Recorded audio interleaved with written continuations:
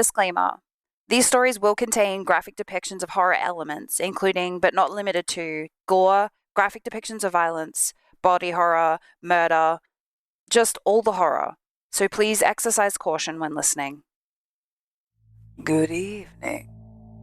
Welcome to Sniper's Creepy Crypt, the spookiest place in the here and there, the place between where you're coming from and where you might never leave. I am Sniper Shadow, and I am here in this our month of the horror and macabre to bring you tales of the utmost terrifying. These tales are not my own. I simply overhear them from passers-by. Sniper's Creepy Crypt is open for 31 days and 31 days only, before it disappears for another year. So join us for some horror from the depths of the hell dimensions. Hey, you. I thought I'd share a couple of stories from my childhood to get everyone hyped up for Halloween. When I was a child, it was just me and my mother. We lived in a property owned by my grandma, a 3-story old farmhouse right at the fringe of the woods. It was far off the road, down a long, unlit gravel driveway. It felt very isolated at night, being so distant from any other house, set in an area that hadn't been inhabited for 30 years before we started living in it. Quite often, I was a fairly rambunctious child, so while my mum went off to work, I would occasionally skip the morning bus and stay home alone all day. The big house had a habit of feeling incredibly lonely and sparse, so I spent most of my time playing in the forest expanse out back, some distance into the woods, far enough that I couldn't hear my mother when she called.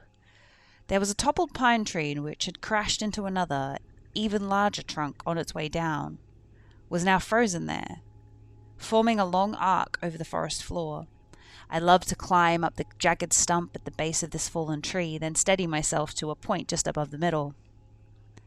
I was never able to make it all the way to the top because it just got too steep for me to continue any further, and I had a bad habit of freaking out from how high up I was.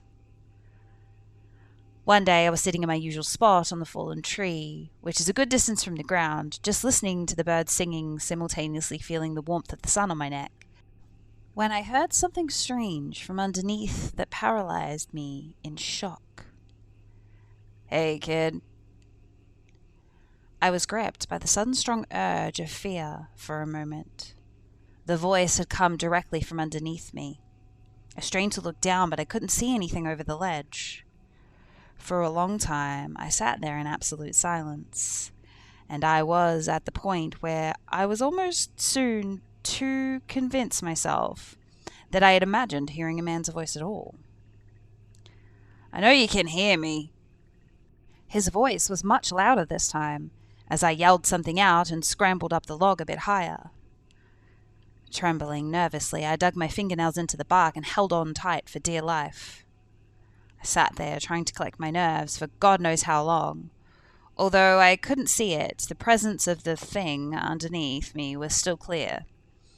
The bird song was much softer and more cautious this time, and when I listened closely, I swear I could hear the faintest echo of human breathing. Gathering all my courage, I vowed to prove to myself that it was all in my imagination by leaning over the ledge as far as I possibly could without slipping right off.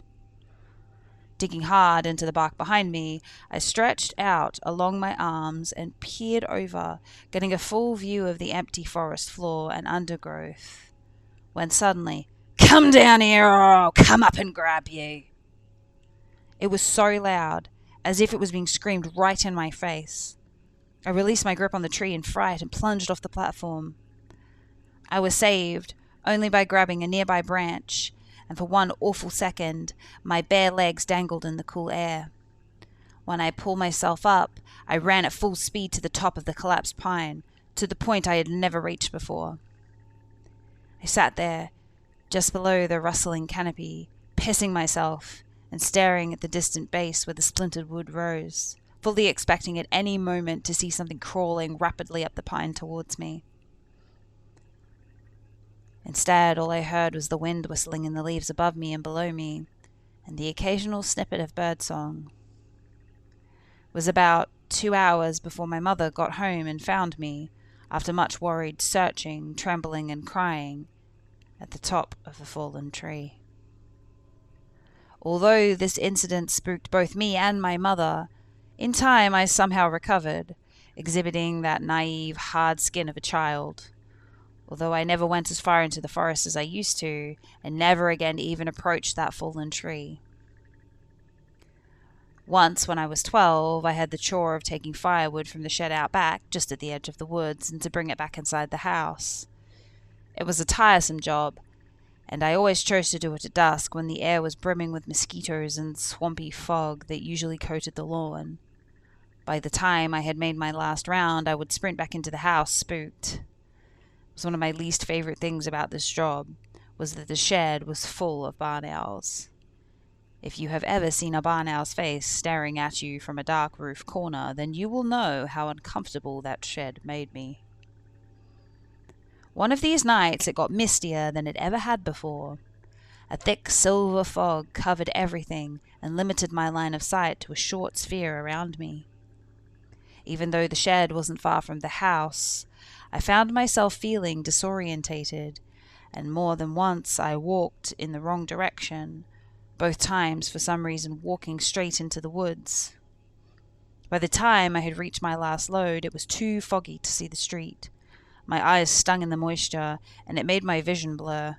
Lurching forwards, I managed to walk headfirst into a tree, doubling over and dropping all of the wood I was bundling to my feet with a hard crunch. As I went to pick them up, with my foot throbbing pretty hard, I realized that the ground was too misty for me to see my own knees. I decided to head to the house, since we had more than enough wood for one night. However, it was getting to be pretty dark, and I couldn't make out any signifiers in which direction I was heading. Even though I cautiously walked for several feet in all directions, trying to figure out my position in the mists, I still couldn't find any point of identification. I couldn't locate the fence or the gate, and the more I walked, the more I seemed to stumble into trees, pine needles, and mud crunching under my feet instead of dew-covered lawn. After a while, I finally realized that I couldn't even find the shed anymore, cursing myself for being so dumb, while trying to ignore my thumping heart and a sense of something else was at play. I became aware that I was lost somewhere in the fringe of the forest. Screaming out for my mother at the loudest possible volume was only met with resounding silence from the depths of the mist all around from where I stood. Affirming that I had wandered too far from the house to be heard as a deep panic started to settle on me, I noticed a glimpse of something pink moving up against a nearby pine trunk. Coming closer, I saw that it was a ripped-out square of pink paper. On it there was an arrow pointing left. Looks vaguely like something my mum might make. I rationalized to keep me from getting lost. So foolishly, I followed the direction set by that green arrow, shivering in the increasing cold. I kept walking for about 5 to 10 minutes before needing to stop to take a breath. My heart was pounding so fast it was beginning to hurt. As I was sitting down, however, I spied what appeared to be another note fluttering on a nearby trunk. I noticed that this one was embedded with a long nail. It bore another arrow. This one was pointing up, and a small, sloppily written note that said, "This way." Despite my increasing panic, I convinced myself that these notes were my only shot at getting back before nightfall. I was desperate to get the hell out, and my brow was cold with sweat. So I followed the green arrow to a point where I could just dimly make out another spot of pink, up an incline of collapsed stumps and leaf litter. At this point it was getting pretty dark, and I had to strain both my eyes just to see a few meters ahead of me. Following the green arrows, feeling less and less sure of where I was, I stumbled through the woods, groping about in the mist to feel for trees, although I was terrified of something unseen grabbing my arm. I came across a third green note, which had another arrow pointing up again. This one led to an increasingly steep slope that I did not recognize being anywhere near my house, and with a poorly drawn smiley face right above it. At this stage, I became too freaked to cope and started to cry there a little. As I slumped against the pine stump, the possibility that I would be out in these woods all night was beginning to sink in, like a syringe being driven into my veins within my arm. I caught a glimpse of another pink square near the distance.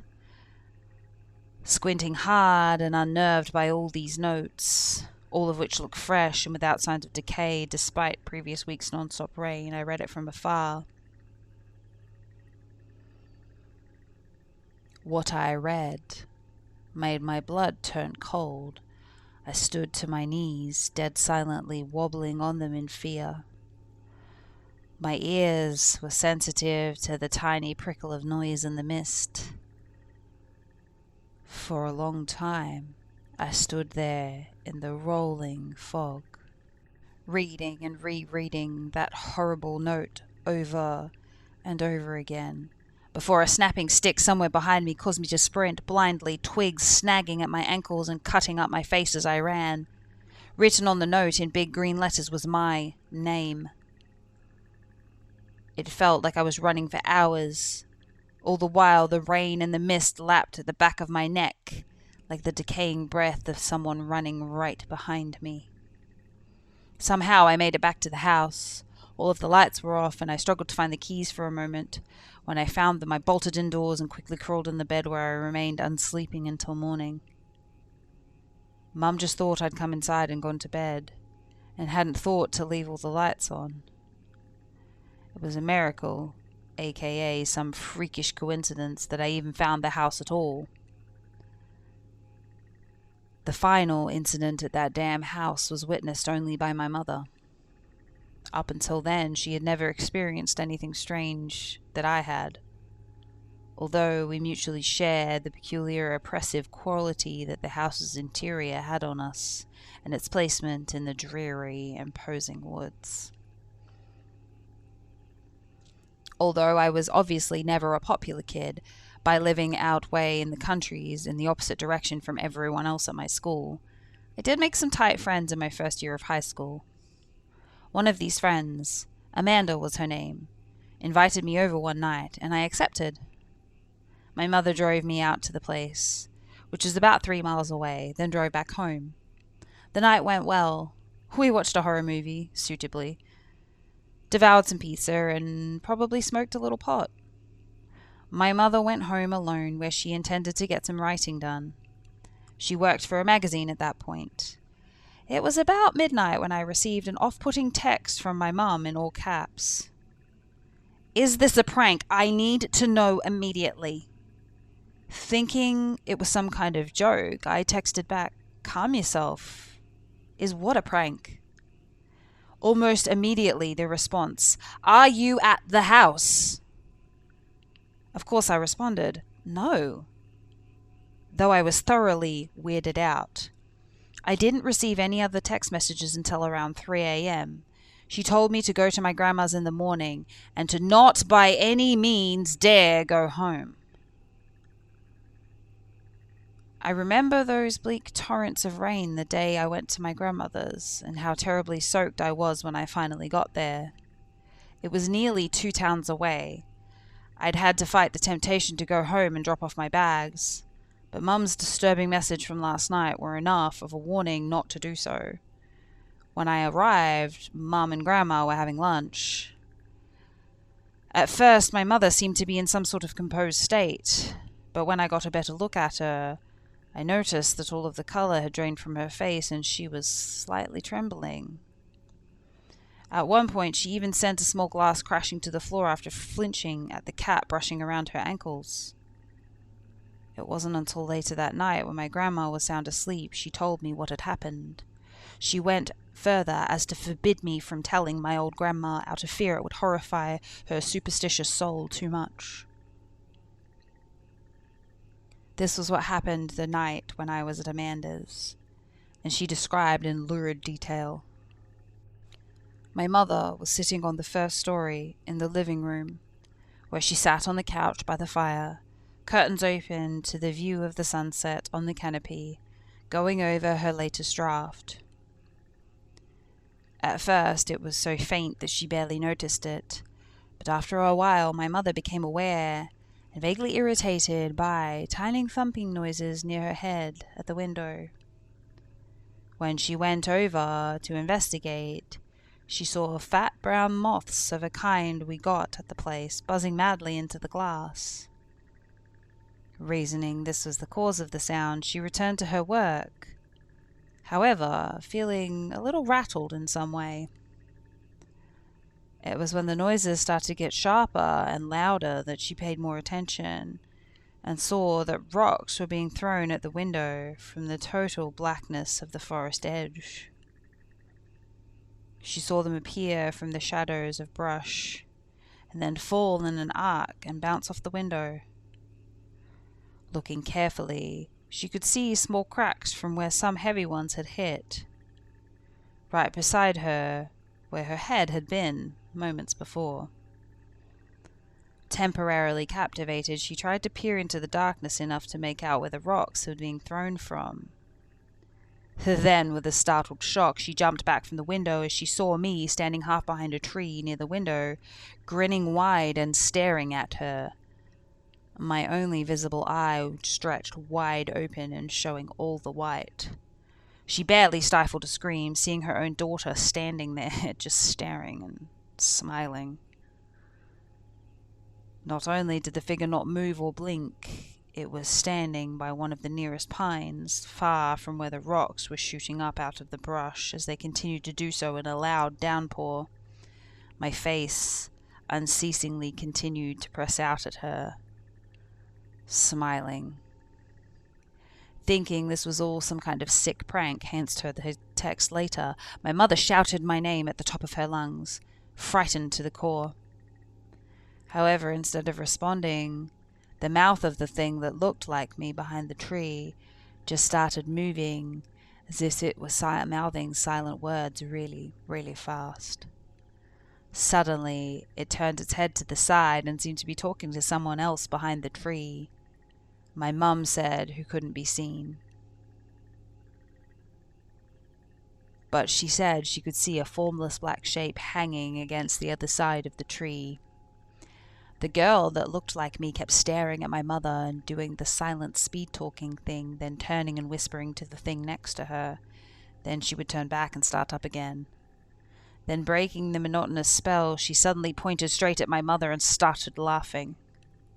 My mother screamed and fled to my bedroom on the second story, the only room with a working lock, where she shut herself in and sat on the far end of the bed as the rocks began to pitter-patter against the window downstairs, dry heaving and weeping in fear. In my room, my mother said she did not feel safe. There was an awful smell and a weird humming in the walls, as she described. She tried to pray for a time before giving up and just listening to the rocks pelt the walls and windows. Somewhere in the kitchen, she caught a distant, vibrant sound of the window actually smashing, and the weird, continuous humming. Listening more carefully, she could identify it as the softest hint of a mumbling voice. In absolute horror, she recognized the voice, and then, virtually too afraid to look, she tilted her head up to the closet door, where an awful white face could be seen staring right at her, mouth contorting and gaping in what sounded like highly sped-up whispering. The closet door was only a meter from my mother, and it started to open slowly. In an unimaginable explosion of terror, she immediately bolted to the door, only to fumble with the lock as the bigger and bigger rocks came crashing through the windows, which burst apart in sprays of glass shards before finally getting out, running out of the house, completely keeping her eyes off the woods and getting into her car and driving off. She said that as she glanced back, Right at the end of the prolonged drive, she saw 2 unmistakable human forms standing at my broken bedroom window, watching her as the car got further and further away from our house. This would be their final farewell, as my mother never stepped foot back in that place again. As my mother told this story, she broke down in tears.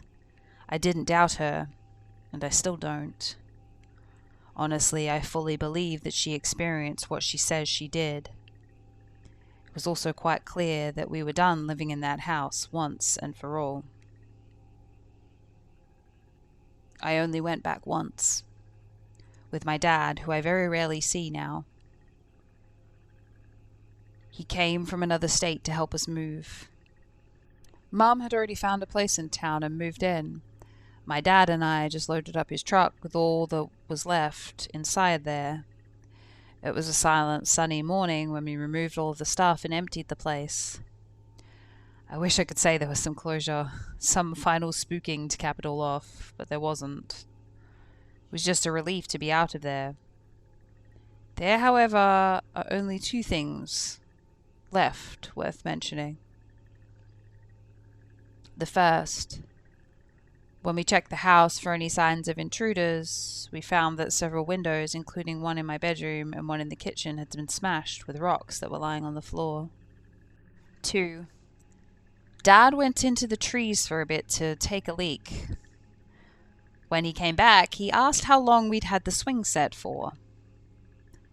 Needless to say, we'd never had a swing set, so I was fairly unsettled to discover that in a week since we'd been gone, someone had assembled a rope swing set from one of the highest branches of the old pine over the ridge, against which the fallen log I'd stopped climbing many years ago. It was obviously a new rope, and a nicely polished, sanded-down wooden seat at the base. Dad, wanting to keep my mind from the recent events, he doubted the affair and thought of my mother was mentally unstable. Said that a neighbor had probably set it up, not realizing it was on our property. Of course, he knew as well as I did that we had literally no neighbors for at least a mile in any direction. There were no houses at all in that space, and never in my time living there did I see any other signs of human habitation. But I let it all go, and was pleased enough just to say good riddance to that horrible place as we drove off for good. For the most part, I found it best to try and forget what happened at that place. Sometimes I just can't help but ponder it, though. It's been long enough now that I no longer feel scared talking about it. But for a long while I couldn't. Seeing as it's Halloween, what better time to share? My grandma just recently sold the house to a new family, there being a young couple and their little son, shortly after we moved out, despite my mother's desperate insistence that it be left empty. She now refuses to talk about what happened altogether. I'm less anxious about it, although sometimes I can't help but let my imagination get the better of me.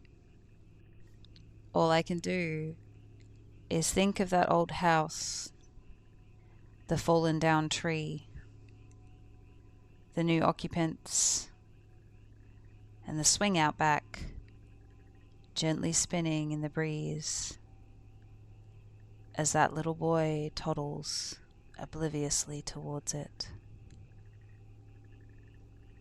That concludes our tale for today. Return tomorrow for another horror-filled experience. Wherever you come from and wherever you're going, thank you for spending some time here with us at Sniper's Creepy Crypt. Remember, traveler, eyes ahead, don't look back. Until next time, good night and good luck.